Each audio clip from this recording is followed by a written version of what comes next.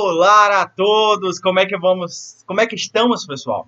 Pois é, quarentena aí acontecendo e eu sei que está todo mundo estudando, empenhado em aprender cada vez mais. Estou muito feliz por todo mundo estar vendo esse vídeo. Espero que estejamos acompanhando tudo.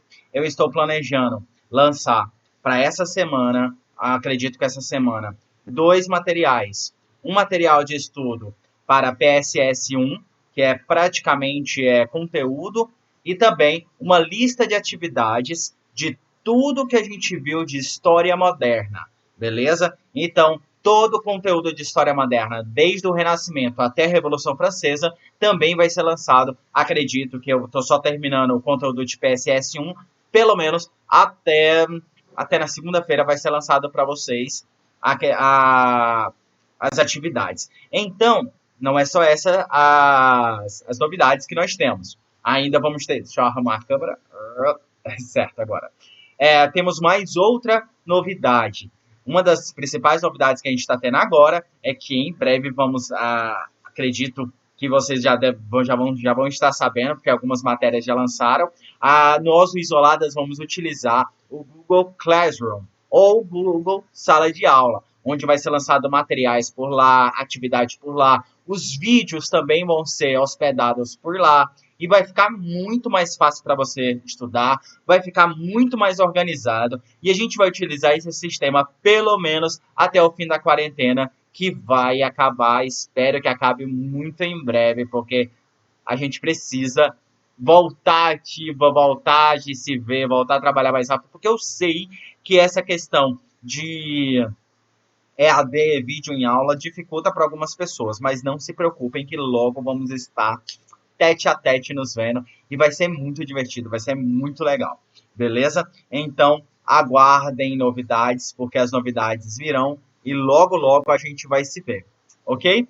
Por enquanto, pessoal, a gente vai voltar a nossa aula, beleza? Nós tivemos na aula passada alguns conteúdos extremamente importantes, que foi iluminismo, Revolução Americana ou Independência dos Estados Unidos. E, por fim, na aula número 2, a gente viu a questão de Revolução Industrial. Agora, a gente vai começar a terminar um pouquinho mais, como eu falei para vocês, o século XVIII é fantástico, então tem tanta coisa para a gente ver no século XVIII que fica impossível condensar tudo em uma única aula. Eu ainda falei para vocês que provavelmente eu ia pegar 2 semanas para explicar isso, e com certeza eu fiquei 2 semanas aí. A gente já tá na nossa segunda semana explicando isso. Então, eu vou tentar explicar sempre da melhor forma possível para ficar sempre por dentro para vocês. E lembram-se, qualquer dúvida que surgir, manda um áudio para mim no WhatsApp. Vocês têm meu número do WhatsApp. Quem não tem, dá um oi lá no grupo. Eu te passo o número do WhatsApp. E qualquer dúvida, entre em contato comigo. Eu estou aqui para ajudar vocês no que der e vier. Estamos juntos nessa. Eu sempre falo isso. Estamos juntos nessa. E a gente vai conseguir a tão sonhada aprovação. Beleza? Fiquem de olho também, pessoal. Não saca só nessa história, porque eu direto estou fazendo lives de muita importância para todo mundo que vai fazer vestibular. Inclusive, eu tentei essa semana fazer uma live sobre Brasil na Segunda Guerra Mundial e eu não consegui porque o Instagram rolou um bloqueio, mas eu acredito que nessa segunda-feira eu já volto a lançar de novo essa live. Com certeza essa live vai rolar. Então, todo mundo fica atento, porque é muito importante que todo mundo veja essas lives, porque é um material muito bom e eu sempre vou lançar logo depois. Eu sempre condenso o material para ser postado para vocês. Então vamos lá, vem comigo nessa live que vai ser muito bom. Por enquanto, o vídeo hoje será de Revolução Francesa. A gente vai fazer uma live, ó, o vídeo inteiro de Revolução Francesa. É Revolução Francesa, que é um dos assuntos que cai demais nos vestibulares, cai muito nos vestibulares, e ela sempre é muito importante para a gente entender como que é configurada esse mundo contemporâneo com o qual a gente está inserido hoje. Esse mundo contemporâneo, pessoal, a gente tem que lembrar que tem 2 revoluções que fazem parte do mundo contemporâneo. A primeira é propriamente a Revolução Francesa, que vai separar o mundo moderno, a história moderna do mundo contemporâneo, mas também a Revolução Industrial. São 2 revoluções que vai fazer. Uma, principalmente na parte econômica, que é a Revolução Industrial, e a outra, principalmente na questão intelectual de sociedade, que vai trazer um impacto muito grande na sociedade. A Revolução Industrial evoca um sentimento que até hoje a gente está lutando, que é a liberdade, igualdade, fraternidade. Não se pode esquecer. Igualdade, liberdade, fraternidade. Vai falando bem baixinho, vamos lá, fecha os olhos e fala. Igualdade, liberdade, fraternidade. Isso mesmo, isso você não pode esquecer, porque é a base da Revolução Industrial, mesmo que você não veja isso em todo o processo de revolução. A Revolução Industrial é um processo, ela não é, aconteceu a Revolução Industrial, tá todo mundo ok. Não, ela é um processo que vai durar um pouquinho de tempo até acontecer. Tanto que vocês estão vendo aí, de 1789 a 1799. Beleza? Então, gente, reparem isso, que são 10 anos. Nesses 10 anos, a Revolução vai trazer uma mudança extremamente drástica, não só para a França, mas para toda a Europa. Se o Iluminismo estava colocando a monarquia absolutista em perigo, em xeque, a Revolução Francesa vai colocar abaixo a monarquia absolutista. É o fim das monarquias absolutistas na Europa. Isso não quer dizer que no mundo não tenha monarquias absolutistas. Até hoje temos monarquias absolutistas, principalmente no Oriente Médio, como Catar, Marrocos. Eu tô lembrando de duas agora. A Arábia Saudita também é monarquias absolutistas. Mas principalmente que são monarquias teocráticas, onde o rei também é califado, é um califa, né? Que está ligado à religião, está ligado a questões espirituais e religiosas. Coisa que na França tinha como concepções ligadas ao cristianismo. Mas graças à Revolução Francesa isso vai ser rompido e hoje não temos mais monarquias absolutistas na França. Só temos monarquias parlamentares, ok? Monarquias constitucionais parlamentares parecidas com o que a gente teve no Brasil. Beleza? Então vamos continuar a entender melhor a Revolução Francesa, que é uma das coisas que vai ter um impacto muito grande na França, vai ter um impacto muito grande na Europa e vai bater de frente com o Brasil. A história do Brasil vai ser modificada completamente graças à Revolução Francesa. Por que a gente se torna uma monarquia absolutista, se torna independente como uma monarquia absolutista? Graças à monarquia absolutista, uma monarquia parlamentar, graças à Revolução Francesa. Por que nós nos tornamos independentes, mantendo toda a nossa unidade territorial, diferente dos outros países americanos? Graças à Revolução Francesa. Então a Revolução Francesa é algo que vai trazer um impacto muito grande em toda a nossa história e por isso ela é muito importante e por isso que ela normalmente é muito citada em todos os vestibulares e Enem da vida. Então vamos continuar sem mais delongas, que a gente precisa continuar.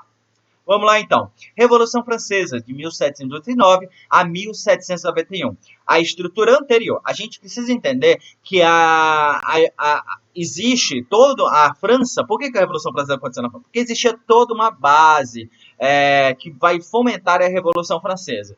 Quais que são essas bases? Problemas.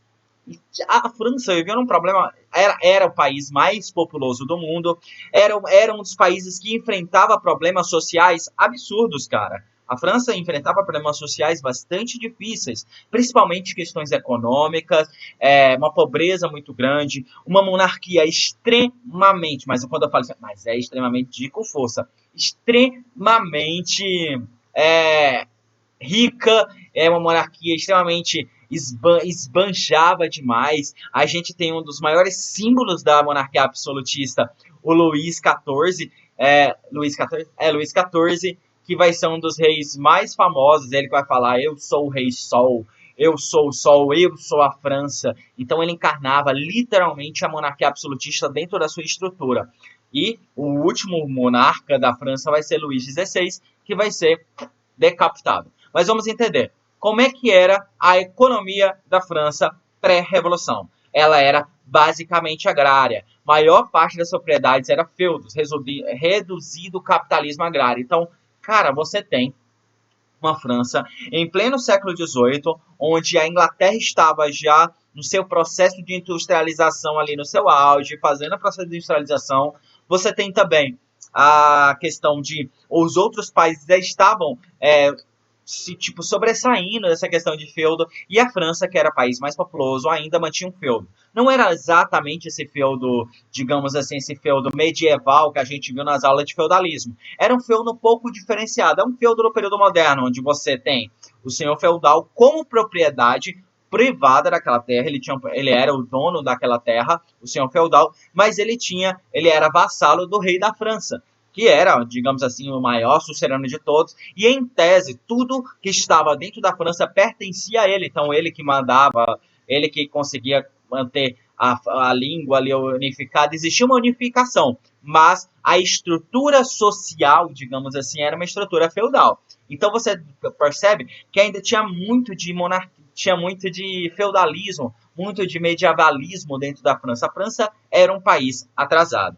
Escassez de alimento agravada por intempéries nas últimas décadas do século XVIII. Nas últimas décadas do século XVIII, a França vai ter vários problemas climáticos que vai trazer a redução da produção de alimentos. Essa redução de alimentos, obviamente, vai bater mais grave, principalmente na parte mais, digamos assim, sensível da sociedade, que era a parte mais pobre. Aqueles camponeses que trabalhavam, produziam alimentos, vão perceber que eles produziam alimentos, mas todo o alimento que eles produziam não servia para nada, por causa que ia para grandes proprietários. Lembrando que a monarquia francesa nessa época, o monarca, a família real, não era o único sustentado. Toda a família real e nobreza era sustentada por camponeses. Essa galera não pagava imposto, não trabalhava, a igreja também era sustentada e não pagava impostos. O único que pagava imposto era literalmente quem não era nobre, quem não era da igreja, e exatamente essa parte da sociedade, dentro da burguesia, os camponeses e tudo mais, quem pagava imposto. Então essa galera sofria pra caralho com tantos impostos e com a escassez de alimento. Beleza. Precária industrialização. Restrito a artigos de luxo, chamado colbertismo. Então, a França, devido a essa, eles ainda estavam vivendo, eu nem digo uma industrialização ou então um capitalismo industrial, eles ainda estavam vivendo o mercantilismo, onde ocorria muito protecionismo. Então, os artigos de luxo era restrito para quem conseguia pagar literalmente. A oferta de empregos era baixíssima, então basicamente você era obrigado a trabalhar na zona rural. Dentro das cidades, a oferta de emprego era baixa. Algumas pessoas eram expulsas da zona rural, ia para as cidades e tinha que viver uma precariedade incrível. Digamos assim, a indústria não entrou na França até no século XVIII com bastante força. Ela estava restrita ainda, era pequena. Até porque isso dava maior poder à burguesia. Essa burguesia era contrária a essa monarquia absolutista e às regalias da nobreza francesa. Então, era um problema você aceitar uma industrialização da França, era você dar poder financeiro para uma população que não gostava da monarquia. Então, isso seria necessariamente um problema. Tem uma série na Netflix que se chama Versalhes, que mostra um pouquinho de como era a monarquia na França nessa época. Assistam. Versalhes é muito interessante. Tem uma outra série, mas ela não é literalmente sobre a Revolução, não é literalmente sobre a França, que é Outlander. Outlander tem uma fase da série que se passa na França, nessa mesma França pré-Revolução Industrial, onde vocês vão ver bastante como é que era a corte francesa, que vocês vão até se revoltar um pouquinho, porque era muito, era revoltante. Se você fosse francês nessa época, você com certeza se revoltaria com a França, mas se revoltar com o rei era caso de decapitação, então era foda, né? Necessidade de importações, dependia de economia, a economia francesa dependia de importação, eles compravam muitos produtos importados, principalmente ingleses. Então, os ingleses metiam a faca mesmo na França. E aí, quem pagava imposto, quem pagava o pato, era literalmente os camponeses, essa população mais pobre.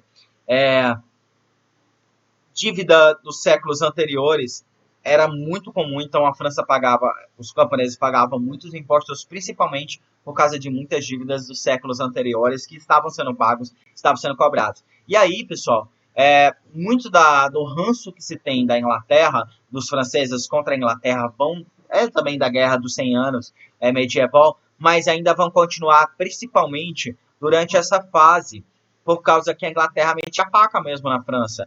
eles cobravam muitos impostos, cobrava muito mais caro, e a dependência da França da Inglaterra era muito grande de produtos industrializados, o que vai trazer um ódio muito grande dos franceses para com a Inglaterra. Beleza, espero que esteja todo mundo entendendo, então vamos continuar. Outra coisa, grande déficit público. O que é déficit, pessoal? O déficit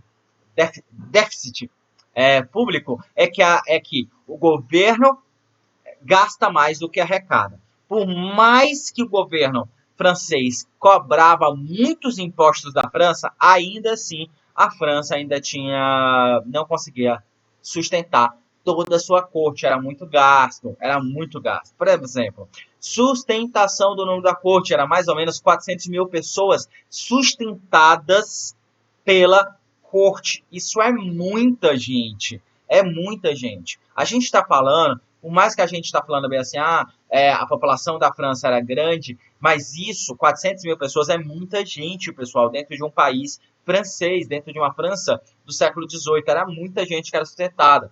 Gastos extraordinários, com banquetes, festas. A França, a corte francesa, promovia festas quase que semanalmente.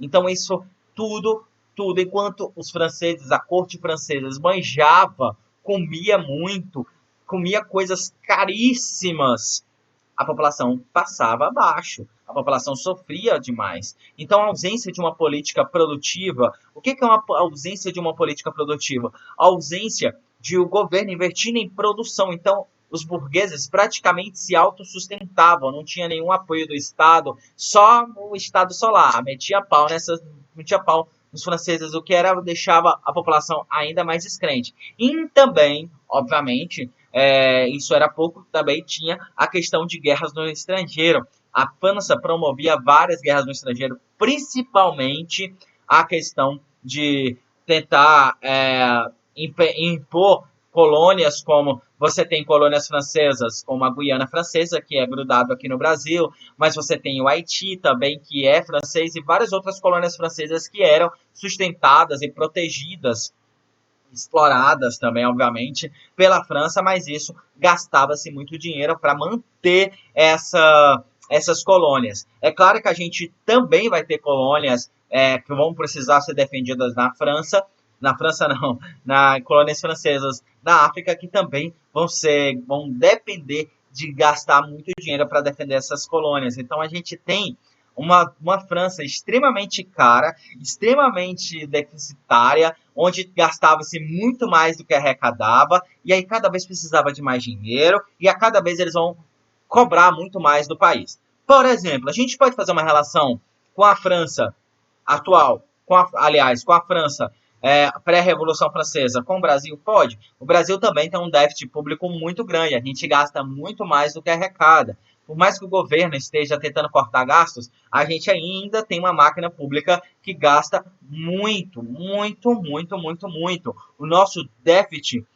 o que o Brasil hoje gasta com folha de pagamento é muito grande, gasta-se muito do PIB. Então, por exemplo, só o que o governo gasta com saúde, o que seria uma política produtiva gastar com saúde, uma política produtiva gastar, por exemplo, com educação, que é política produtiva, é irrisório com o que a gente gasta com folha de pagamento. Nosso Supremo Tribunal, o nosso Poder Executivo, Legislativo e Judiciário, a gente gasta dinheiro demais. No Brasil, a gente sustenta muito mais de 400 mil pessoas. Isso é muito dinheiro. Então, vocês têm que fazer uma relação muito boa, vocês conseguem fazer uma relação com tudo isso. Então, é algo que vocês precisam dar uma atenção maior, precisam entender mais, para que possa entender esse processo um pouco mais, para que vocês tenham entendimento de tudo que ocorre a partir disso, ok? Então, tem como fazer uma relação da França do começo do século XIX, do começo do século XVIII, do Brasil hoje, que parece muito, apesar que a gente é contemporâneo, né? Mas existe uma relação, principalmente por causa desse grande déficit público. Beleza? Política. A França era uma monarquia absolutista através da dinastia dos Bourbons, né? Que é uma dinastia que ela é desde a Guerra dos 7 Anos, aliás, desde a Guerra dos 100 Anos até a Revolução Francesa vai ser governada pela dinastia dos Bourbons. Então, os Bourbons, eles são muito antigos na França. Até hoje, por mais que a família real tenha quase toda sido decapitada, até hoje os Bourbons tentam voltar à revolução, tenta voltar à monarquia. Existem monarquistas hoje na França. É claro que monarquia não é essa monarquia absolutista pré-revolução francesa, mas uma monarquia parlamentar. Existe uma tentativa, beleza? De tentar voltar a monarquia na França, tal como tem uma tentativa de voltar a monarquia aqui no Brasil. Totalmente vinculada aos interesses aristocráticos. Quem era essa aristocracia? Principalmente essa nobreza, que eram os principais donos de proprietário, e aristocracia clerical, que era a aristocracia da igreja. E sem permitir qualquer participação efetiva à burguesia e ao povo. É isso que vai pegar, pessoal. Dentro da política, a burguesia e o povo não participavam. Por mais que a gente vai ver daqui a pouco, que a França fazia uma coisa chamada de política dos 7 estados, dos 3 estados que estavam vendo a Guerra de 7 anos ali. Por mais que a França tinha a chamada política dos 3 estados, essa burguesia e o povo que participava desse terceiro estado não era tinha uma participação muito grande. A participação deles era quase minúscula. Quem mandava mesmo era a nobreza, era a igreja, mas quem mandava mesmo era o rei, porque era uma monarquia totalmente absolutistas. O rei convocava esses terceiros estratos para serem consultados, quase que tipo de vez em quando. Ele que fazia tudo. Ele assumia todos os 3 papéis de poder executivo, legislativo e judiciário. A gente tem que lembrar desse poder legislativo, judiciário e executivo lá do Montesquieu, que a gente viu na aula 9, da primeira parte. Então, lembrar disso é muito importante, porque traz uma alusão a como que era essa França. Lembrando que Montesquieu era francês, e por mais que ele tenha defendido esse negócio, esses sistemas não chegou literalmente na França, só vai sobressair depois da Revolução Francesa. Então, Luís XV participou da Guerra dos 7 Anos, que é a guerra principalmente entre França, Inglaterra e Estados Unidos, que vai trazer a independência dos Estados Unidos. Eles participaram, eles financiaram boa parte do que os Estados Unidos ganhou. A gente tem que lembrar, por exemplo, a chamada... ai, meu Deus do céu, hoje eu tô gaguejando, né? Principalmente, a gente tem que lembrar da Torre da Liberdade, da Estátua da Liberdade, que é um presente francês aos Estados Unidos. É um presente da Revolução Francesa para os Estados Unidos, por eles terem encarnado a essência do iluminismo no país. Então, mas também era uma prova de amizade entre Estados Unidos e França, porque a França ajudou os Estados Unidos a se tornar independente por causa desse ranço que os franceses tinham da Inglaterra. Luís XVI é considerado a besta, que é ele que vai fazer muita cagada. Cara, o Luís XVI vai fazer muita cagada, mas é muita cagada. E ele, eu diria que é um dos principais culpados pela Revolução Francesa. É muito doido, porque as monarquias, daqui a um dia a gente vai estudar a Revolução Russa, é a mesma coisa. A gente tem monarcas absolutistas que não escutam o povo e que vão cair por falta dessa, eu diria até burrice, por não escutar o povo. Então, Luís XVI ele vai cair porque não escuta o povo, e também na Revolução Russa, fazendo um link, né, diretamente a esse período, a Revolução Russa também vai cair por causa que o czar não escutava o povo. Beleza? Então vamos passar. Sociedade. Como é que era a estrutura social? A estrutura social era uma caráter estamental. A gente já viu isso, pessoal? Caráter estamental? Será que já viu? Sim, nós já vimos isso. Eu tô sendo ator, viu? Claro que eu falei caráter estamental, já lembrei. Sociedade dividida em ordens. O que é isso? Que era a sociedade dividida em ordens? Essa sociedade onde tinha estamentos, onde você tinha no topo da sociedade o rei, e depois você tinha faixas sociais totalmente divididas através de privilégios. Quem estava no topo tinha muito mais privilégios que quem estava embaixo. Essa sociedade estamental também com pouca, digamos assim, facilidade de ascensão social. A burguesia, por exemplo, por mais que ela tivesse mais dinheiro do que alguns nobres, ela ainda era vista como ralé pela sociedade. Isso trazia uma revolta muito grande, principalmente da burguesia. Então, a sociedade francesa, pré-revolução industrial, ou também chamado de antigo regime, então você pode também encontrar antigo regime quando for estudar, O antigo regime era uma sociedade de caráter estamental. Também era critério de nascimento. Você era visto de acordo com seu nascimento. Isso quer dizer que se você era nobre, você vai morrer nobre. Aquela parada. Se você é rei, se você faz parte da família real, você vai morrer fazendo parte da família real. Até depois da Revolução Francesa, tinha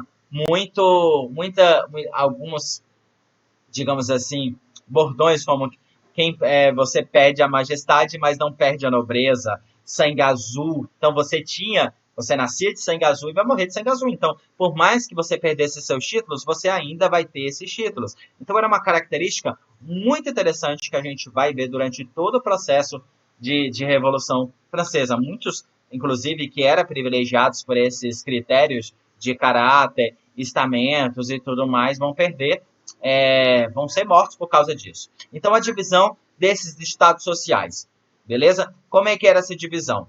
Primeiro estado era o clero.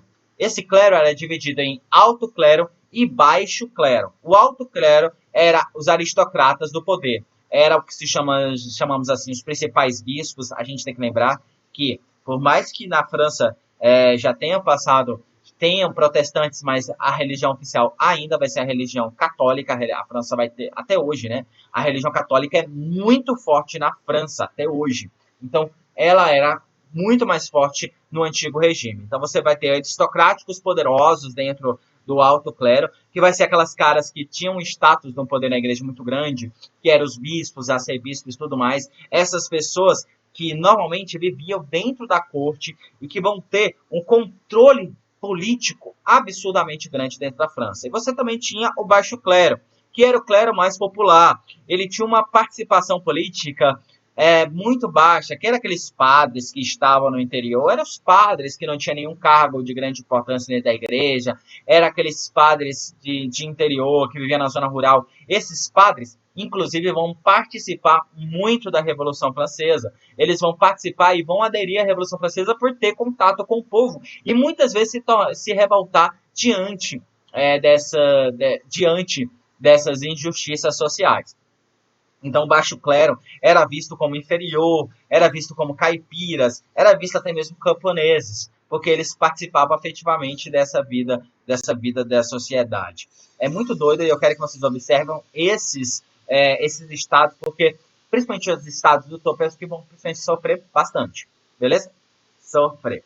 O segundo estado era uma nobreza. Que nobreza era essa? Era essa nobreza feudal, eram os senhores feudais, o que era sustentado, eram os proprietários de terra que ainda mantinha esse sistema feudal muito forte, e você também tinha aqueles nobres da corte, o que normalmente assumiam certas posições, certas, digamos assim, cargos públicos dentro da França. Esses nobres que tomavam cobradores de impostos, esses nobres eram totalmente sustentados pela corte. E lembrando que o primeiro estado e o segundo estado não pagava impostos. Isso é uma coisa que vai se revoltar bastante. Esses dois, por exemplo, o primeiro estado compunham cerca de 1,2% da sociedade. 1,2 não, estou errando. Era 1,2 mais ou menos do estado. E o segundo estado era um pouquinho maior, era 2,2 por aí em média, que aí dava em média 2,8 que dava a sociedade. Então era um pouco maior o segundo estado, essa nobreza era um pouco maior, esses senhores feudais eram um pouco maiores, mas juntando os dois não dava o quê? Não dava um terço, cara, da sociedade do terceiro estado. Mas você tinha um terceiro estado. O terceiro estado era chamado de o povo. Dentro deles 96% da população de toda a França. Era eles que pagavam impostos, era eles que produziam no país. Eles praticamente não tinham participação política, eles não tinham berço, eles não faziam parte, eles eram considerados inferiores. Eles não participavam da vida política. O que é não participar da vida política? Não ter cargos políticos. Eles não tinham nenhum cargo político. Então, eles praticamente não participavam da política. Dentro desse grupo também estava a burguesia. E, mano, a gente tem que lembrar, a história moderna é marcada pela participação da burguesia. E na França, essa burguesia ainda não participava. Ah, professor, A burguesia ajudou a formar essa monarquia absolutista na França? Ajudou. Mas depois dessa monarquia absolutista ainda estava muito ligada a essa nobreza. E tirou ali, digamos assim,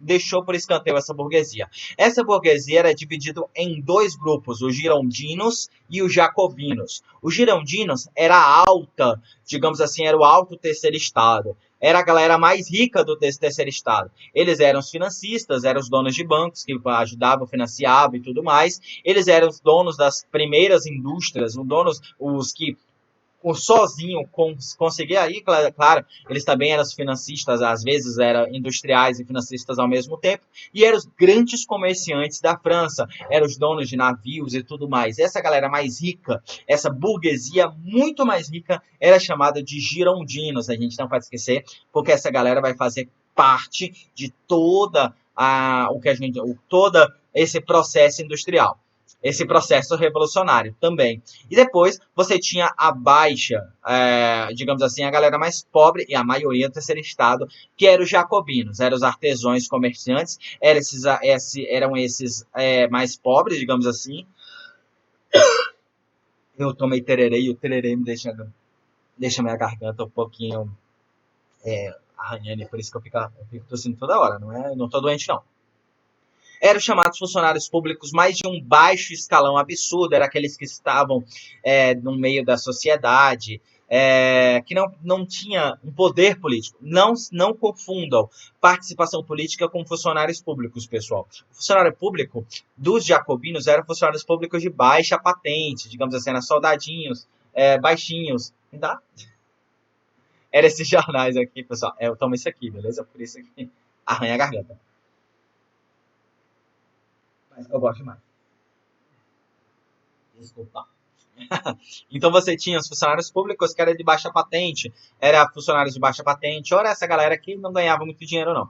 E também você tinha profissionais liberais. O que são profissionais liberais? O que hoje a gente chama de autônomo. Aquele que vai lá nos grandes comerciantes, compram e vão vender em outros locais onde não tem mercado e tudo mais. Essa galera era chamada de jacobinos, e não pode esquecer. Girondinos e jacobinos. Eles vão participar efetivamente do que a gente conhece como Revolução Francesa.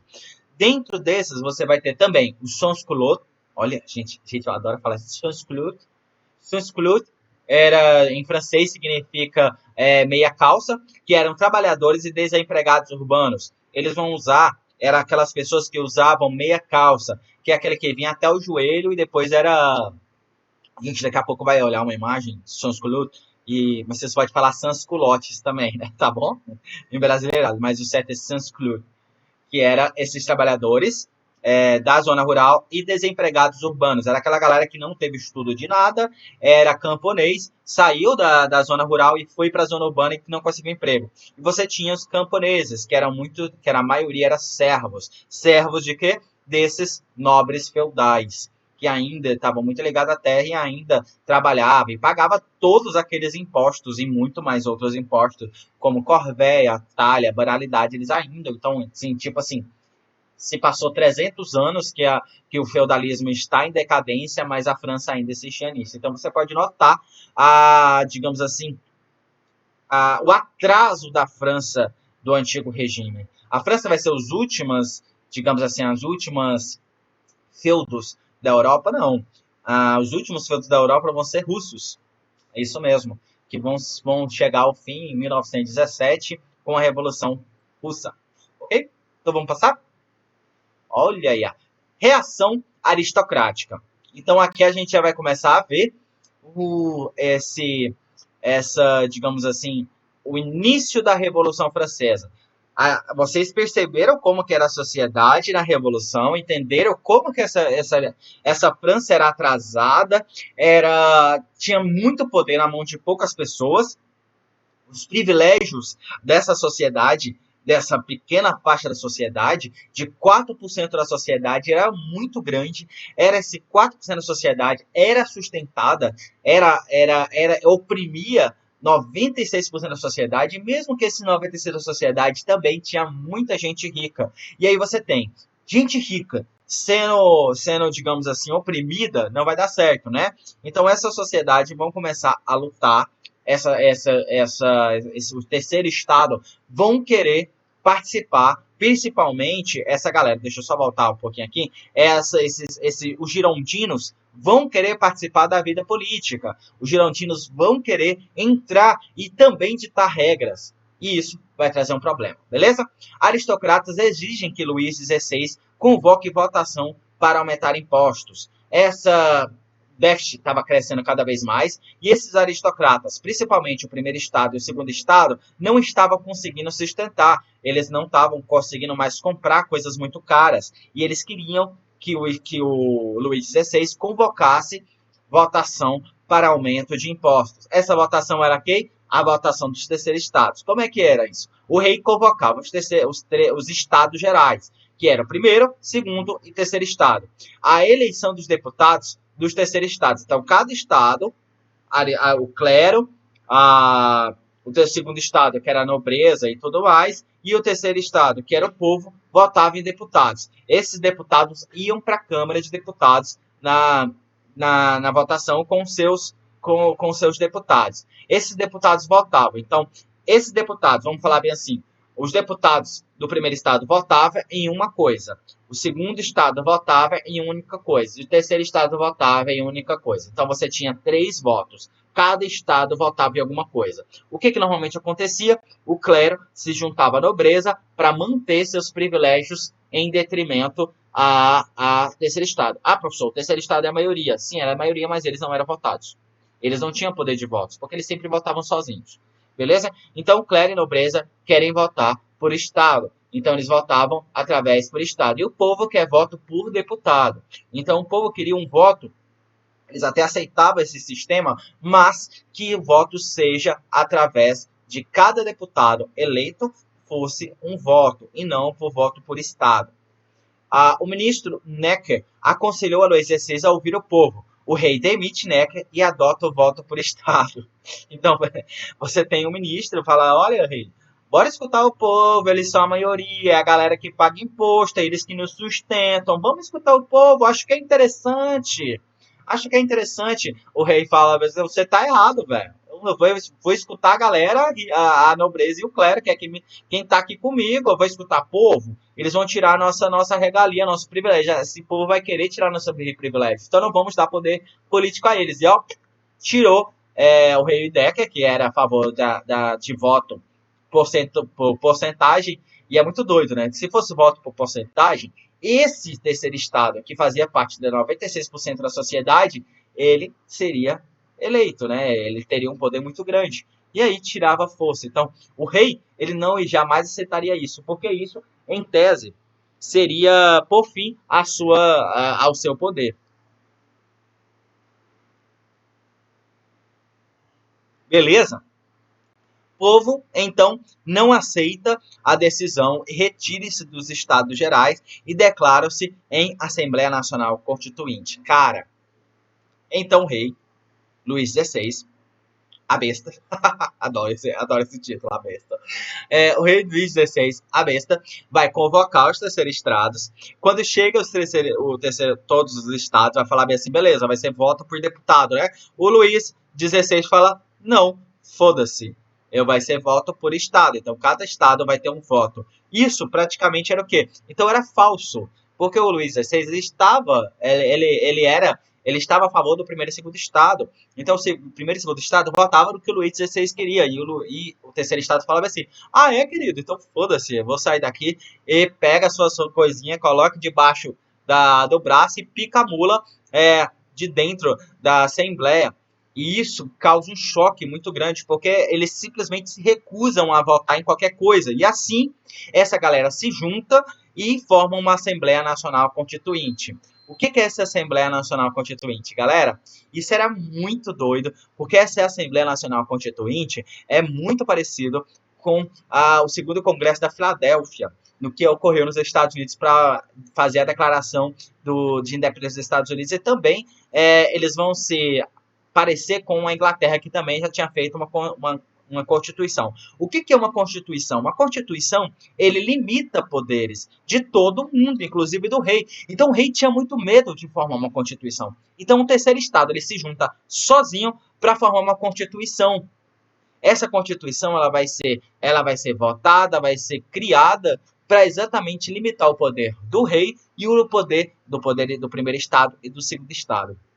É óbvio que isso ia dar merda. É óbvio que isso ia ser um problema. Era óbvio que nem o primeiro estado, nem o segundo estado, e muito menos o rei, ia deixar isso acontecer. Então, essa formação da Assembleia Nacional Constituinte marca o início da Revolução. Essa revolução que é dividida em três fases. Essa revolução é dividida em três fases e vocês têm que estar muito por dentro dessas três fases, porque ela vai ser extremamente importante para a gente entender essa Revolução Francesa. Vamos entender a primeira fase?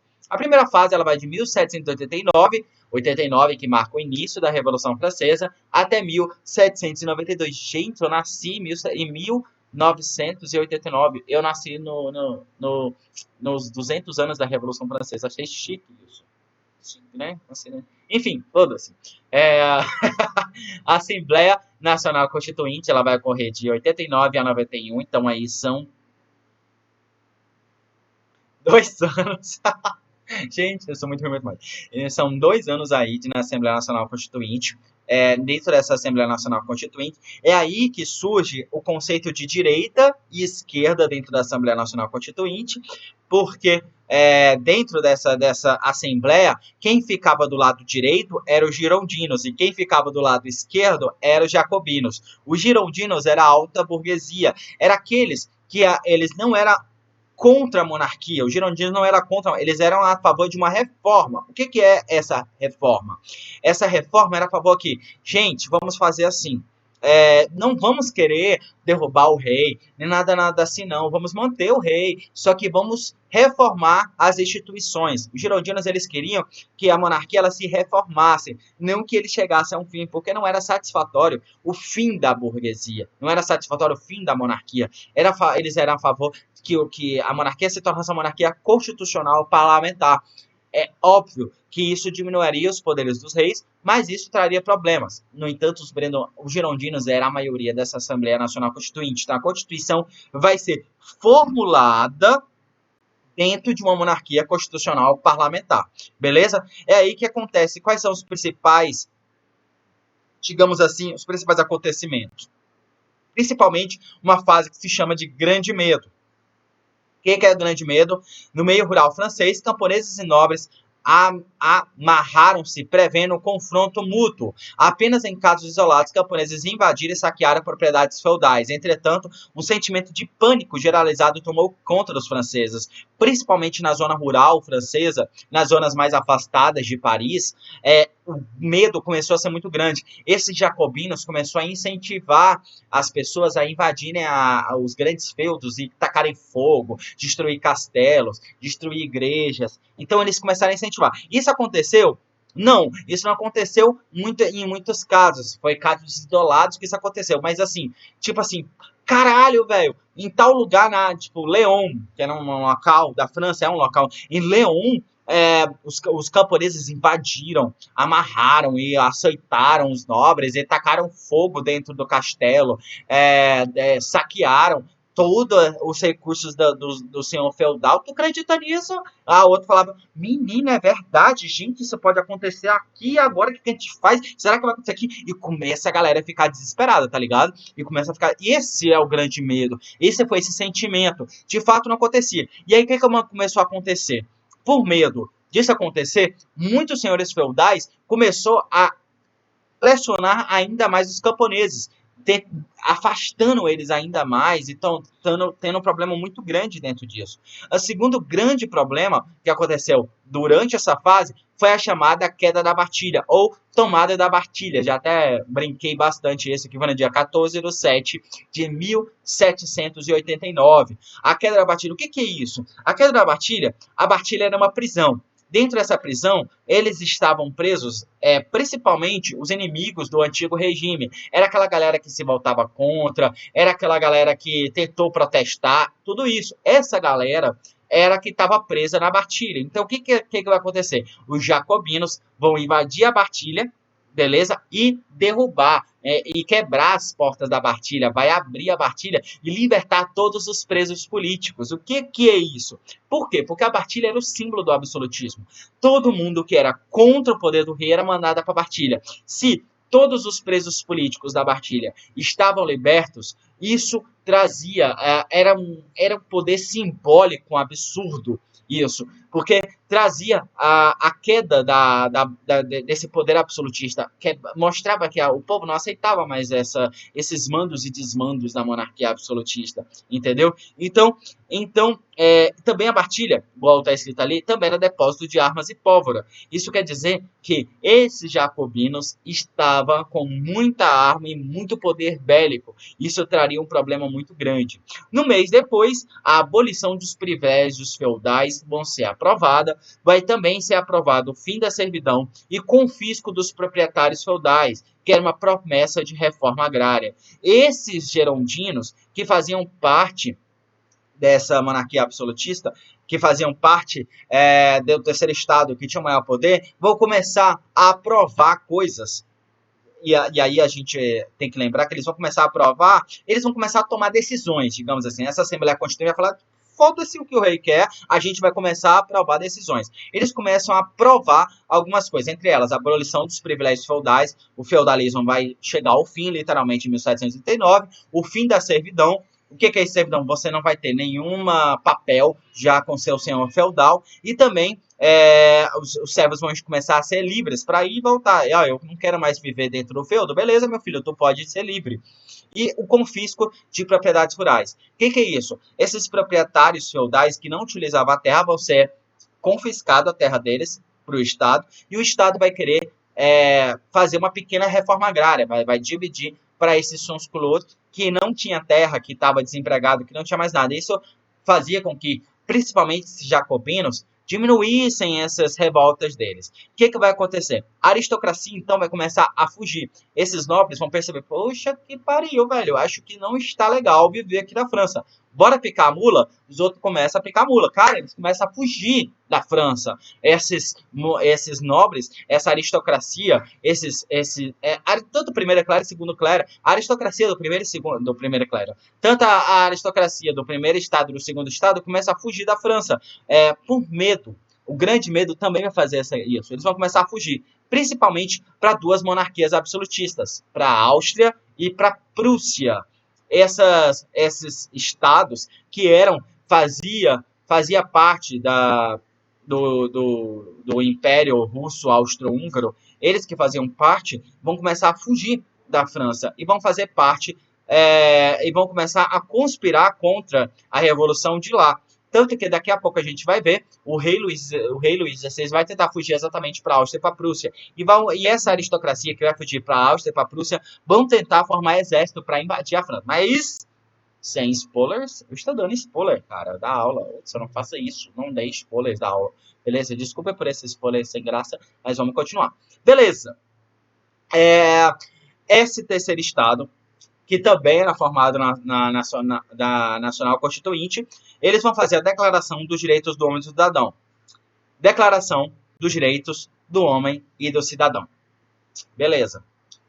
Sabe aquele meme, tipo assim, você fez o trabalho? Fiz sim. Ah, então posso copiar? Beleza, só não faz igual. E faz em igual? Beleza.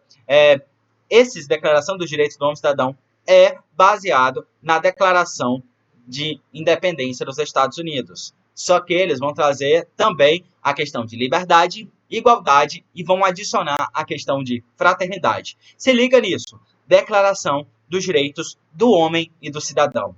Professor, essa questão de homem é tipo que a gente fala, quando fala homem, fala tipo ser humano? Não, gente. Não é. Era do homem mesmo. Só do homem. Só do homem. A mulher estava excluída do processo de Revolução Francesa. A mulher não participava. Inclusive, daqui para frente, a gente vai ver até revoltas de mulheres, passeatas de mulheres, só que essas mulheres, quando se revoltavam e iam na luta, elas eram presas. pela mesma Revolução Francesa, pelos mesmos revolucionários. Então, não. Então, só que a Declaração dos Direitos do Homem e Cidadão, ela é importante para concepções de liberdade, igualdade e fraternidade. Essa igualdade não era para todo mundo, essa liberdade não era para todo mundo e essa fraternidade não era para todo mundo, porque a Revolução Francesa, ela tem um cunho burguês e machista, era só para os homens. As mulheres eram literalmente excluídas desse processo revolucionário. Beleza? Então as mulheres ainda não eram consideradas cidadãs. Qual que é a questão? Esse termo cidadão, o cidadão também, ele evoca desde o Renascimento, né, e desde a liberdade do Iluminismo e tudo mais, aquele mesmo nome lá de Atenas. Atenas que a gente já viu, a gente já sabe, já tem decorado. O que era cidadão em Atenas? Vocês lembram? Era um homem livre, de pais e mães atenienses. Vocês lembram disso? Vai ser diferente do cidadão francês? Não. Vai ser homem, obviamente livre, porque você não tinha servidão dentro da França, que já tinha abolido, e você tinha também a questão de pais e mães francesas, né? Então eram franceses que eram cidadãos. Então você tem muita coisa. A cidadania francesa durante a Revolução Francesa ainda vai ser a mesma cidadania lá ateniense, com os mesmos critérios. Beleza? Então, é isso que eu queria que vocês observassem, porque muitas vezes isso pode ser evocado no vestibular. A Declaração dos Direitos do Homem e Cidadão, ela não era para todo mundo. Evocava a questão de liberdade, mas não é uma liberdade para todo mundo. De igualdade, não era igualdade para todo mundo. A gente tem como falar de liberdade, igualdade e fraternidade antes da Revolução Francesa? Não. Não essa liberdade de fato, não uma igualdade de fato, não uma liberdade, não uma fraternidade de fato. Então, por isso que a gente tem que lembrar que, por exemplo, tem muitas das coisas que a gente são citados e as pessoas ficam, poxa, será que isso aconteceu? Por exemplo, será que uma pessoa do século XVI ela vai lutar por liberdade e igualdade? Não vai, minha gente, não vai lutar por liberdade e igualdade. Não tem como. Beleza? Porque ainda não tinha acontecido a Revolução Francesa. São, primeiramente, a Declaração de Independência e a Declaração dos Direitos do Homem e Cidadão que vão formular esse conceito de liberdade e fraternidade, igualdade das pessoas. Beleza? Beleza. Jornada de outubro, né? Vai acontecer as marchas das mulheres parisienses vão marchar em Versalhes e obrigam Luís XVI a reconhecer a união das mulheres francesas, só que essas mulheres, obviamente, vão ser renegadas por Luís XVI e também pelos revolucionários franceses, eles não vão fazer. Inclusive, as mulheres, dentro dessa marcha, vão criar a Declaração dos Direitos das Mulheres e das Cidadãs, só que elas serão excluídas também desse processo, beleza? Elas vão ser presas. Em 1790, acontece a Constituição Civil do Clero. Então, o clero vai tentar participar dessa parte. Eles vão sofrer bastante. O que vai acontecer? A boa parte dos poderes do clero vai ser diminuído na França. Várias igrejas vão pegar fogo. E é muito interessante porque a igreja de Notre Dame, que pegou fogo ano passado, acho que foi ano passado que ela pegou fogo, ela vai ser uma das poucas igrejas que não vão sofrer nenhum ataque, não vai ser atacada, porque os franceses vinham em Notre Dame, até mesmo um exemplo de ser francês, era uma coisa francesa mesmo. Então, mas outras igrejas francesas vão ser atacadas. Então, o que vai acontecer com a Constituição Civil do clero?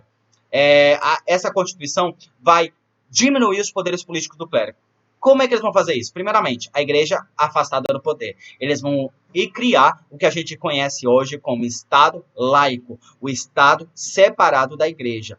Então, eles vão falar assim, clero, vocês não vão participar mais nada do poder. Então, a partir daqui, o Estado é laico. O que é Estado laico? O que é um Estado laico? O Estado laico, ele não professa fé e ele não favorece nenhuma fé, porque até então o clero era favorecido pela igreja. Religiosos transformados em funcionários públicos. Então, você quer ganhar dinheiro do governo? Então você vai ter que trabalhar, meu querido. Vai ter que trabalhar. Para você, só vai receber dinheiro público quem trabalhar. Isso foi um problema muito grande, porque muito do clero não queria trabalhar. Beleza? Muitos dos clérigos ficaram literalmente revoltados em ter que trabalhar para o poder público para ganhar dinheiro, para continuar a ser sustentado. E isso vai trazer muitas revoltas.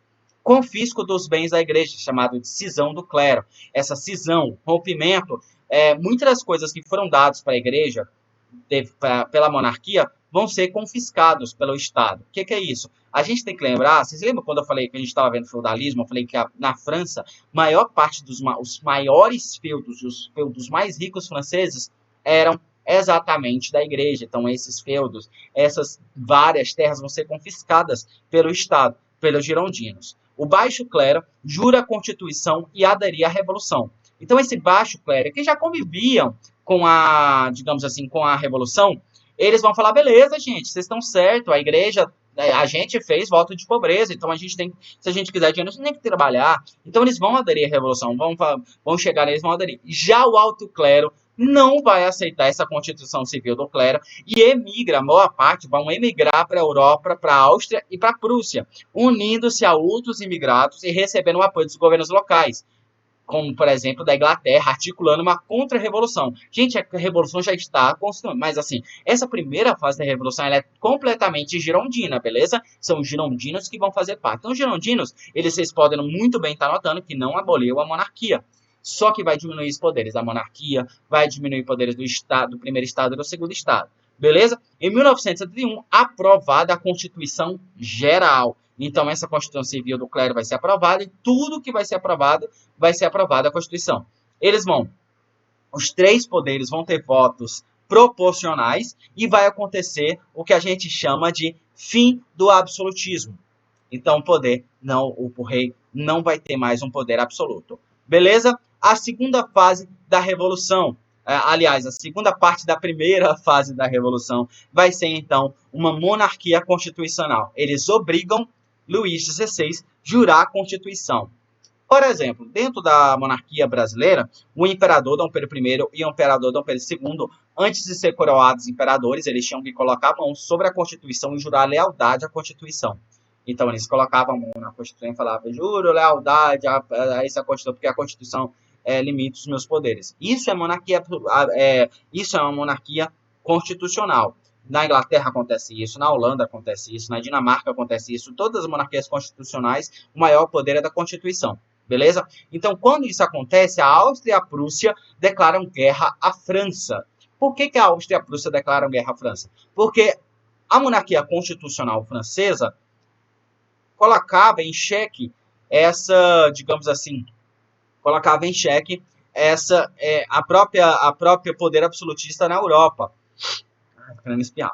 A própria monarquia absolutista na Europa. E eles vão se revoltar contra isso. Mas a gente tem que lembrar, a Áustria e a Prússia receberam muitos franceses, muita monarquia, nobres e clérigos da França. Então, esses nobres, obviamente, se articularam para obrigar a Áustria e a Prússia a se revoltar, por medo que essa revolução se alastrasse para outros locais. Objetivo, impedir o avanço de ideais revolucionários pela Europa. Então, também, só que a gente tem que lembrar que essa Constituição recebeu apoio da Inglaterra, porque a Inglaterra já era uma monarquia constitucional, beleza? Mas a Áustria e a Prússia formou um exército e começou a tentar impedir com que esses ideais revolucionários se expandissem para fora da França. Luís XVI, então, revoltado e com medo de perder ainda mais poder, ele vai tentar fugir para a Áustria. Cara, aí, em vez do cara ficar e aceitar, até mesmo pode defender, né? Ele tenta fugir e é capturado em Vannes, que é uma cidade que fica na divisa entre a França e a Áustria. Eles vão ser capturados em Vannes e vai ser levado de volta a Paris, só que como preso político. E aí que começa o problema. Porque Luís XVI ele começa a tentar se revoltar. E isso vai, quando um rei é preso, a Prússia e a Áustria meio que enfiou o dedo e rasgou, velho. Porque ficaram muito revoltados com isso. Porque isso trazia muitos problemas. Então esses problemas vão fazer com que a França, com que a Áustria ficasse ainda mais revoltada. Para mobilizar-se, formaram-se então pelotões populares. Esses pelotões populares, que eram chamados de exércitos revolucionários, vão ser liderados por jacobinos. Então o problema vai começar aí. Se liga nisso aí. Os revolucionários que prenderam o rei, porque o rei foi acusado de conspirar contra a revolução, vão ser, lembrando que ele só está preso, eles ainda não vão ser decapitados não. Esse rei vai ser preso, e aí os girondinos que faziam parte da política, eles vão colocar os jacobinos, que era a galera mais assim, hardcore, aquela galera assim, bora matar o rei, bora transformar a França numa república totalmente revolucionária. Eles vão ser revoltados e vão começar a controlar todo o exército. Beleza? Então, vitória francesa. Quando eles são presos, esses jacobinos eles vão começar a tomar cada vez mais espaço. Essa galera que ficava do lado esquerdo da Assembleia vão tomar cada vez mais políticos, eles vão se revoltar e vão conseguir colocar como líder da Assembleia um jacobino, que é o Robespierre. O Robespierre, é literalmente Robespierre. O Robespierre, ele vai se transformar líder da Assembleia e logo quando assumir o líder da Assembleia, o que ele vai fazer? Ele vai proclamar a República da França. O que é isso, pessoal? A República na França é República, vem lá, vocês têm que lembrar da questão de de Roma, coisa pública. Então, o povo vai começar a entrar no poder na França. Então, um cara que é lá de baixo, ele vai conseguir tomar o poder da Assembleia através do voto e essa pessoa vai proclamar a República na França. Então, Luís XVI, que era considerado o traidor da Revolução, e Maria Antonieta, que também era completamente contra a Revolução. Maria Antonieta era casada com Luís XVI. Ela tem uma coisa que acontece durante toda a explicação que eu estava lembrando, que o povo começou a se revoltar porque estava passando fome. E aí ela falou bem assim, o povo que come brioches. Literalmente falando, o povo come brioche. Foda-se, eu tô pouco me lixando com esse povo. Então, Maria Antonieta era simplesmente muito doida mesmo. Ela era foda, né? Então, eles vão ser acusados de traição e serão guilhotinados. Pessoal, por mais assim que você possa considerar, poxa, a guilhotina é uma morte muito foda. Mas a guilhotina era uma morte humanizada. Por quê? É rápida. Uma morte rápida. Então, quando Luís XVI mesmo foi guilhotinado, a cabeça dele foi colocada na charrete real e foi mandada por toda a França como última homenagem ao rei francês. Palhaçada, né? Você ser guilhotinado e ainda tem homenagem. Beleza. Então, entra a fase mais doida da Revolução Francesa, que é a segunda fase, chamada Era das Antecipações, que ela vai acontecer de 1792 a 1794. É onde o poder está totalmente na mão dos jacobinos. Jacobinos, eles vão ser os principais, digamos assim, protagonistas dessa segunda fase. Essa segunda fase também é chamada de Convenção Nacional, onde o predomínio era dos jacobinos. Então, essa Convenção Nacional põe fim, obviamente, à Revolução Francesa, põe fim à monarquia absolutista, era uma república, através de uma chamada de Convenção Nacional. Quem que dava apoio? Os sans-culottes. Esses sans-culottes era o povo, era aquela galera desempregada. A galera, tipo assim, mais pobre dava apoio totalmente à Convenção Nacional. E os líderes eram Robespierre, que era o principal, Danton, que era também muito grande, o Marat e o Saint-Just. Todos esses quatro eram muito famosos, mas principalmente Robespierre era o principal mandatário de toda a Revolução. Aconteceu, Montesquieu venceu, que Montesquieu conseguiu ajudar. Então, foi dividido em 3 poderes. A Convenção Nacional tinha um poder executivo, que eram os comitês de salvação pública, liderado por Robespierre. A legislativa, que era a Convenção Nacional, que era essa galera que vivia dentro da Assembleia, era tipo a Câmara de Deputados hoje, e você tinha um judiciário, que era o Tribunal Revolucionário. No entanto, o poder executivo era o principal poder, era quem mandava, a maioria das vezes mandava e desmandava. Beleza? Foi aí que aconteceu uma chamada de revolta de Vendéia, que é também chamado de período de terror, ou chamado de terror jacobino. Esse terror jacobino foi o período mais sangrento da Revolução, pessoal. Cerca de 40 mil franceses foram punidos pelo Tribunal Revolucionário entre setembro de 93 e julho de 94. Vamos lá, são aí praticamente um ano. Se você pegar a sua calculadora e lá, vamos lá, dividir bem aqui, ó. Estou pegando a minha calculadora, vamos lá, dividir. 40 mil dividido em 366 dias, era praticamente 110 mortos por dia, punidos pela Revolução, acusados de trair a Revolução. A maioria foi punida através de guilhotina, um verdadeiro banho de sangue. Começou a se matar muita gente nesse período. É o período mais sangrento. Aí tu lhe pergunta, né, meu filho? Cadê a liberdade, meu irmão? Cadê a igualdade, meu irmão?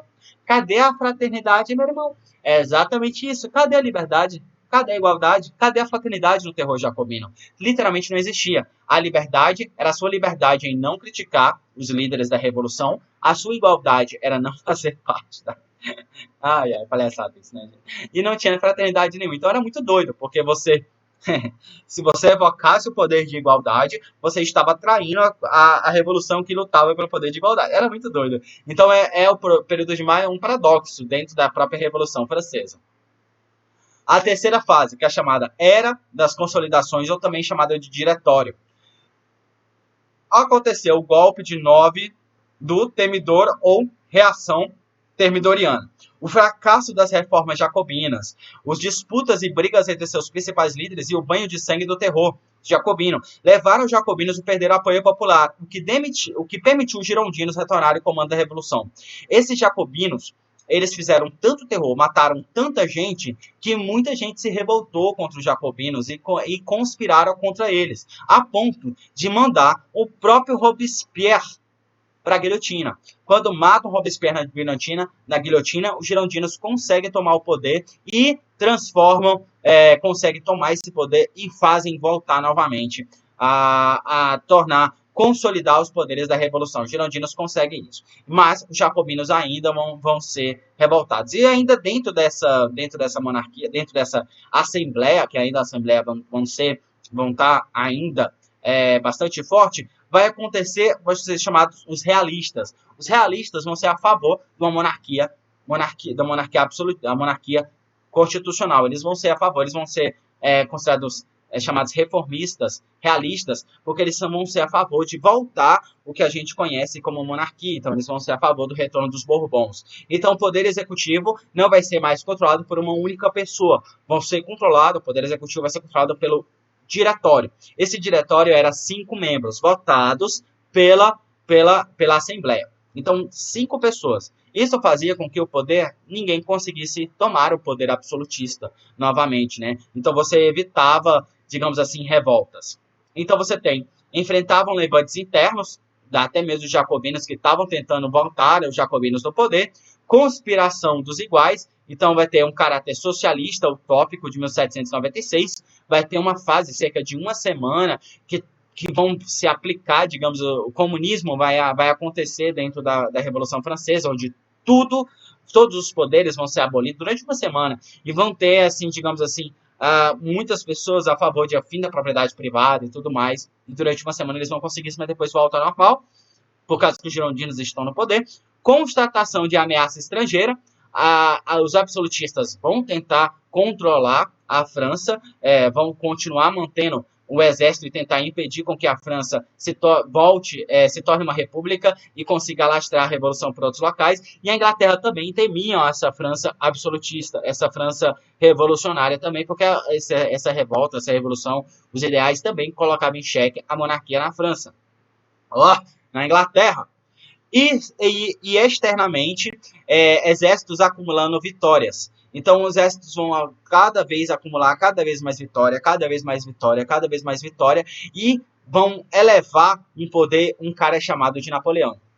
Napoleão, gente, ele vai consolidar a Revolução Francesa e vai consolidar, e ele vai ser o principal culpado pela alastração, ele vai alastrar a Revolução Francesa por toda a Europa. Então, se ligue em Napoleão, que ele é um cara muito famoso, ele é muito controverso também, ele fazia parte dos girondinos, né? Ele era um líder de exército, e como o exército estava acumulando muitas vitórias, ele vai ser o principal culpado. Beleza. E aí que você tem uma data de 18 de Brumário. Lembrando que a Revolução Francesa foi tão forte que eles criaram um próprio calendário revolucionário. Então, eles acabaram com a Revolução Francesa, pôs fim dentro da França o calendário gregoriano, que era um calendário católico, que é um calendário católico, e vai criar o calendário revolucionário. A gente tem 18 do Brumário, que acontece em média em novembro de 1799. O que é isso? Tem menos 3 correntes oposicionistas, que são os girondinos, jacobinos e os realistas, que tramavam um golpe contra o diretório, a saber, os neo-jacobinos, os monarquistas e o possível levante popular anárquico, porque os anarquistas já estavam dentro da Revolução Francesa, preservar as conquistas republicanas e a possibilidade de industrialização, viabilizando a ascensão de Napoleão ao poder. Então, vão dar um golpe no 18 do Brumário para impedir com que novos poderes anarquistas, monarquistas, neo-jacobinos pudessem tomar o poder novamente. Então, acontece, a Revolução Francesa vai começar já a chegar no seu fim, acontece a Era Napoleônica. Napoleão, então, vai tomar o poder da França. Ai, é muita coisa, né? A Revolução Francesa é muito doido, gente. Em 1799, Napoleão vai tomar o poder da França e vai criar os 3 grandes pontos de apoio. O que são esses 3 pontos de apoio? Napoleão vai se tornar grande poder na França com o apoio da burguesia, que era os principais controlados pelo exército e campesinado. Recebeu Napoleão as terras do clero e da nobreza. Napoleão, então, toma o poder da França e vai dar para a burguesia, o exército e campesinado, as terras que pertenciam à nobreza e ao clero. Essas terras que ainda pertenciam ao Estado, mas não tinham dado para ninguém. Consolidação de ideias liberais da burguesia. Então, as ideias liberais da burguesia vão ser aplicadas. Napoleão, ele era um grande apoiador da burguesia. Disseminação pelos demais países através de guerras napoleônicas. Napoleão vai começar a travar guerra com todos os países da Europa. Vão invadir todos. Ele vai invadir a Prússia, vai invadir a Áustria, vai invadir a Espanha, vai invadir, que mais, gente? Vai invadir a Holanda, vai invadir boa parte dos países franceses, e ele tira e ele coloca pessoas como líder do exército ele mesmo. Então, muitas vezes ele vai matar esses reis que se revoltam muito contra ele, vai matar esses reis. Ele só não consegue derrotar 2 monarquias absolutistas. Primeiro, ele tentou invadir, ele invade a França, ele invade a Espanha, e na hora de invadir Portugal, os portugueses picam a mula e vêm para o Brasil, e a gente vai ver isso nas próximas aulas. E aí você tem uma coisa muito foda, né? Porque ele vai invadir a França, e esses franceses vai invadir Portugal e os portugueses vão embora. Muita gente fala que é fugido, mas é saída estratégica, né, meu povo? E também vão tentar invadir a Rússia. Só que a Rússia, meu povo, tem uma coisa do deserto que, tipo assim, na hora que lá eles lidam com o inverno, colocar a mão na cintura e falou, vai pra onde? Eu até fiz um meme sobre isso aí nesses dias. Vai pra onde? Porque, tipo assim, não tem como vencer a Rússia. A Rússia é um país gigante, os franceses até tentaram. Mas, assim, essas 2 derrotas, tanto da de Portugal quanto da França, quanto da Inglaterra, vai trazer um poder de Napoleão, vai começar a cair a partir desses 2. Uma tentativa de industrialização da França. Napoleão, obviamente, por ser apoiado pelos burgueses, vão tentar impulsionar, digamos assim, essa industrialização da França. Beleza? Então, Napoleão ele vai criar uma coisa chamada de consulado entre 1799, quando ele assume o poder, e 1804. Consulado, o que era? Era o Napoleão, era o principal cônsul, era como se fosse o presidente da república, só que o cara é quem mandava mesmo. Napoleão ele criou poderes, mas esses poderes eram assim, ralé, sabe? Quem mandava mesmo era ele. Ah, então você vai falar, poxa, então tudo isso para Napoleão tomar no poder absolutista? Praticamente. Só que ele era um cara populista, né? Ele conseguia tomar o poder absolutista mesmo sendo popular. O que ele vai fazer? Criação do Banco da França e do franco, que era a moeda oficial da França. Ele vai criar o branco ligado ao governo, ligado ao Estado, e o franco vai se tornar a moeda oficial, que até hoje, até muito tempo foi usado, mas hoje eles usam o euro. Financiamentos à indústria nacional e à produção agrícola. Então, você pode notar que, economicamente, Napoleão vai transformar a França, ele vai modernizar a França e ele vai criar o Código Civil Napoleônico. O que era esse Código Civil Napoleônico? Ele vai consolidar, ele vai interpretar os ideais revolucionários. Igualdade perante a lei, direito de propriedade, proibição de sindicatos e greves, retorno da escravidão nas colônias. Lembrando que igualdade foi para as colônias. Toda a Revolução Francesa foi para as colônias. Né? Não é à toa, por exemplo, o Haiti vai proclamar a independência, porque essa Revolução Francesa foi. E quando os girondinos e os jacobinos tomaram o poder, eles aboliram a escravidão dentro das colônias francesas. E Napoleão voltou a escravidão dentro dentro da Revolução Francesa. Então é muito doido, porque ao mesmo tempo que ele era o exemplo de revolucionário, também ele era contra a Revolução. O Estado assume a questão de saúde e educação, então a saúde e a educação passa a ser direitos públicos e direito da todo mundo, e Napoleão acumula poder através de plebiscitos. Então ele vai começar a fazer vários plebiscitos e vai falar: ei, povo, o que vocês acham de eu me coroar imperador? Então todo mundo, porque ele era popular, falou: beleza, você vai ser o imperador. Então é muito doido, ele vai se autoproclamar imperador. Então, ei, povo, o que vocês acham de eu ser eu mandar e desmandar? Então o povo vai ser a favor disso, beleza? Então entra uma segunda fase dessa fase, que era chamada de Império. Então, Império Napoleônico, entre 1804 e 1815. Napoleão, então, vai fazer as chamadas Guerras Napoleônicas, que é busca de mercados. Ele começou como dentro da monarquia, dentro da França. A França liderava os principais, digamos assim, estava se industrializando, eles vão tentar aumentar seu mercado. Então, as guerras também favoreciam economicamente a França. A expansão dos ideais revolucionários, beleza? Vai ser muito forte. Os inimigos, ele vai colocar a Inglaterra como principal inimigo, já que a Inglaterra é o país mais rico. Então, Napoleão queria transformar a França no país mais rico. Então, a Inglaterra era um problema. E aí que você vai ter o bloqueio continental dentro da França, que é a ideia principal, é transformar, impedir com que a Inglaterra comercializasse com todo mundo. Então, por exemplo, eles invadiram a Espanha, então a Espanha já não pode mais comercializar com nada com a Inglaterra, só pode comercializar com a França. Beleza? Os principais absolutistas, que era a Áustria, a Prússia e a Rússia, se tornou também uns inimigos por ser absolutista. Napoleão vai pôr fim ao chamado Império Sacro Império Romano Germânico, que era a Alemanha, a Áustria, a Prússia e a Rússia. Beleza? Eles vão se dividir. Em 1806, ele cria o chamado bloqueio continental, que é o decreto de Berlim, que fala que todo mundo que está do lado da França, automaticamente, economicamente, está contra a Inglaterra. Também vai ser: não conseguiram derrotar militarmente os ingleses, porque era impossível derrotar até então os ingleses. E Napoleão vai procurar estrangular a economia inglesa, proibindo todos os países de praticarem qualquer relação comercial com a Inglaterra. Isso que é o bloqueio continental. Portugal, o que vai acontecer? Portugal, família real foge para o Brasil. No Brasil, eles vão romper o bloqueio continental, né?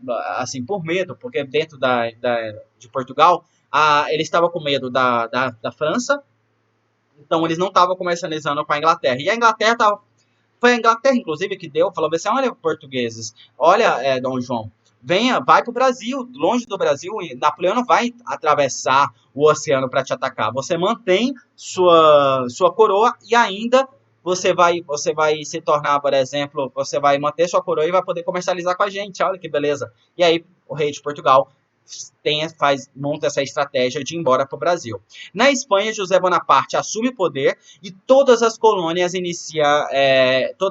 quando Napoleão toma o poder da Espanha, abrindo espaço para essas mesmas monarquias, para essas colônias americanas tornarem independentes. Então, quando a gente for ver as independências da América Espanhola, um dos principais motivos foi o Império Napoleônico. Napoleão não conseguia controlar toda a América Espanhola, até porque ele estava em guerra na Europa. Então a América Espanhola começou a ficar de lado, e aí os crioulos, que a gente já viu sobre eles, vão tomar o poder dentro dessas colônias. Na Rússia, utilizam a terra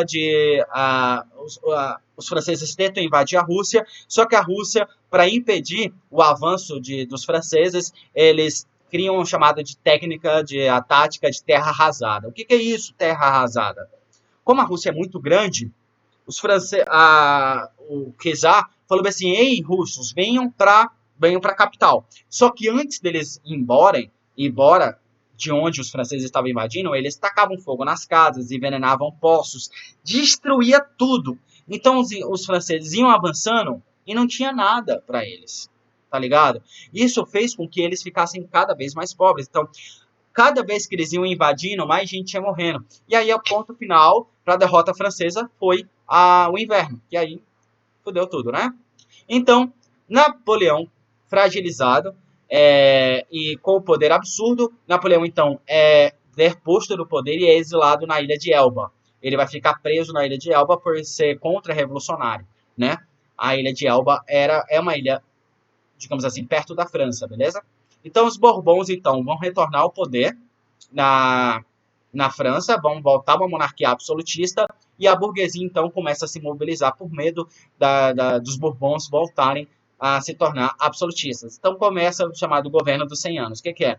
Na abolição, Napoleão, ainda vivo, ele consegue voltar a apoiar, ter um apoio de boa parte da população. Então, o apoio, a população, com medo dessa monarquia absolutista voltar ao poder, vão para a Ilha de Elba, resgatam Napoleão e colocam ele no poder novamente. Só que aí Napoleão tem um governo de 100 dias. Napoleão estava meio doido, né? Napoleão então regressa à França e retoma o poder.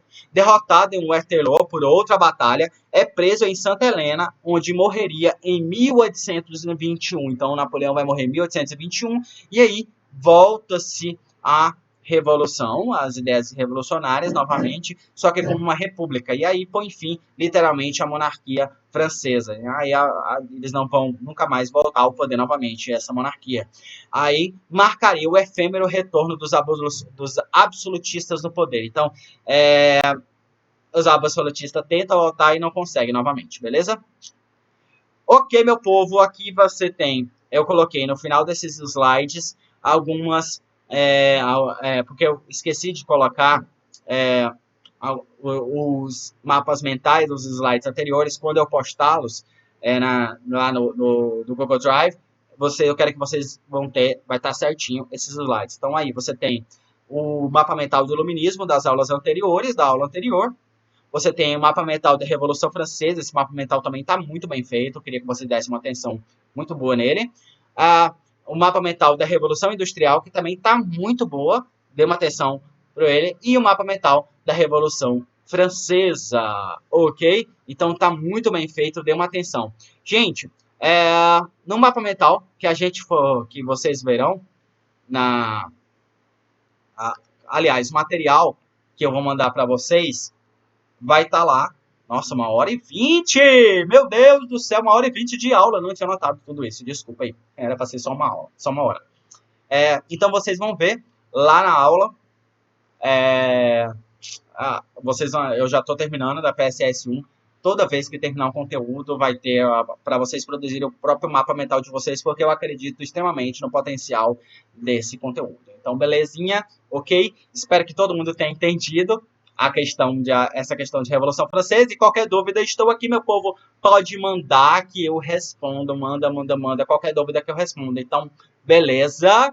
Então, 1h20 de aula. Espero que vocês tenham gostado. E até mais. Até a próxima aula, que a gente não vai sair do século XVII, do século XVIII ainda. Vamos manter-se no século XVIII, só que agora a gente vai pegar nosso barquinho e ir para o Brasil.